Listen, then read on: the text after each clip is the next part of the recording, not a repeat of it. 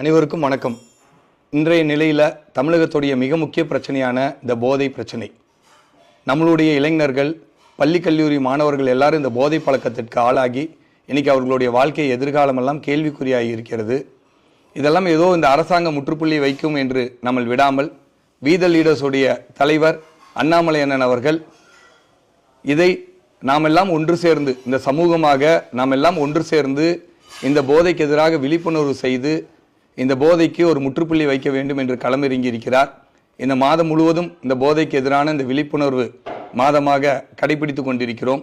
இதில் ஒரு பகுதியாக நம்மளுடைய பொள்ளாச்சி பாராளுமன்றத்தில் போதை இல்லாத இந்த பொள்ளாச்சி பாராளுமன்றத்தை உருவாக்க வேண்டும் என்று நம்ம கேட்டுக்கொண்டதுக்கு இணங்க நம்மளுடைய ஒரு மக்கள் சந்திப்பான ஒரு மாபெரும் மாநாட்டில் அண்ணாமலை அண்ணன் அவர்கள் ஜூலை 12ஆம் தேதி மாலை 4 மணிக்கு ஆச்சிப்பட்டியிலே கோவை பொள்ளாச்சி மெயின் ரோடில் அமைந்திருக்கக்கூடிய அந்த வளாகத்தில் நமக்கெல்லாம் உரையாற்ற இருக்கிறார். இதில் கல்லூரி மாணவர்கள், சமுதாயத்தில் இருக்கக்கூடிய அத்தனை சங்கங்கள் மற்றும் சமுதாயத்தில் இருக்கக்கூடிய பெரியோர்கள் நம் அனைவரும் ஒன்று சேர்ந்து பல்வேறு விதமான நிகழ்ச்சிகள், இந்த போதைக்கு எதிரான நிகழ்ச்சிகள், பல்வேறு அறிஞர்கள், நீங்கள் டாக்டர்ஸு, சைக்காட்டிஸ்ட்டு, பாதிக்கப்பட்ட குடும்பத்தைச் சேர்ந்தவர்கள், கல்லூரி மாணவ மாணவிகள் இதெல்லாம் உரையாற்ற இருக்கிறார்கள். பல்வேறு விதமான நிகழ்ச்சிகள்லாம் போதைக்கு எதிராக நடைபெற இருக்கின்றது.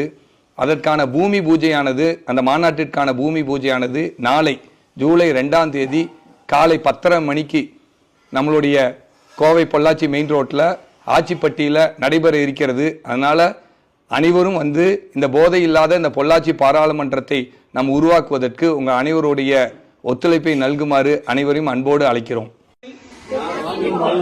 ஒருபோதும் எந்த விதமான போதைப் பொருட்களையும் எந்த சூழ்நிலையிலும் பயன்படுத்த மாட்டேன். என் குடும்பத்தையும் சுற்றுப்புறத்தையும் போதையின் பிடியில் இருந்து பாதுகாக்க முயற்சி செய்வேன். சாமானிய மக்களின் ஒற்றுமையோடும் தலைமைத்துவ பண்போடும் போதை இல்லாத ஆரோக்கியமான சமுதாயத்தை உருவாக்க பாடுபடுவேன். போதைக்கு எதிரான வலிமையான விழிப்புணர்வை மக்களிடம் கொண்டு சேர்க்க போராடுவேன். போதை இல்லாத தமிழகம் என்ற இலக்கை நோக்கி சாமானிய மக்களின் நல்வாழ்விற்காக அர்ப்பணிப்புடன் செயல்படுவேன். மாறுவோம், மாற்றுவோம். போதை இல்லாத தமிழகத்தை உருவாக்கிவிடுவோம்.